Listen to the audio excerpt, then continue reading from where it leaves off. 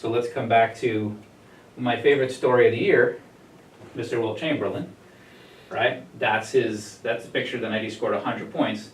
One of my favorite stories of the year is, of the 100 points, how many of those points were free throws? He scored 100 in a game. Any basketball fans here? Not Sure. sure. I was gonna say, I don't know the answer to that. 28 of the, aren't you guys glad you logged in to hear Wilt Chamberlin trivia? 28 of the 100 points were free throws. But that's not the cool part of the story. So he went 28 for 32 from the line. The night he scored 100 points. Pretty good free throw percentage. But that's not the cool part of the story either.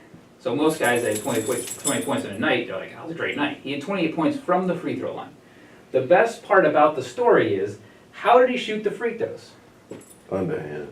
He shot them all underhand. Yep. Wilt Chamberlin was a terrible free throw shooter. And he bumped up his free throw percentage about 20 to 25% because he started shooting free throws underhand. And so he went 28 for 32 for the line, from the charity stripe.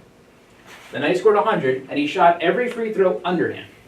You don't hear a lot about the underhand. You hear a lot about, that's like an iconic picture, right? You hear a lot about Wilt Chamberlain 100-point game. You don't ever hear about, and then what happened?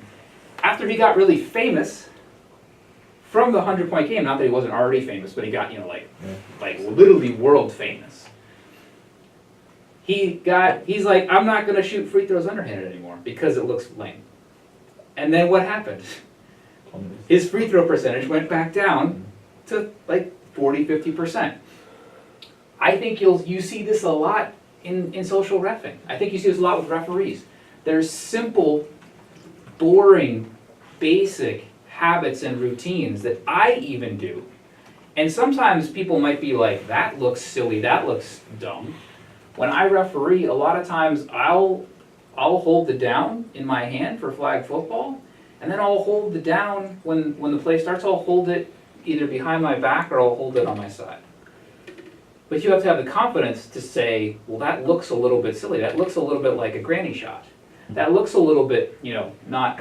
There's a lot of simple, basic, repetitive routines like that will produce better results.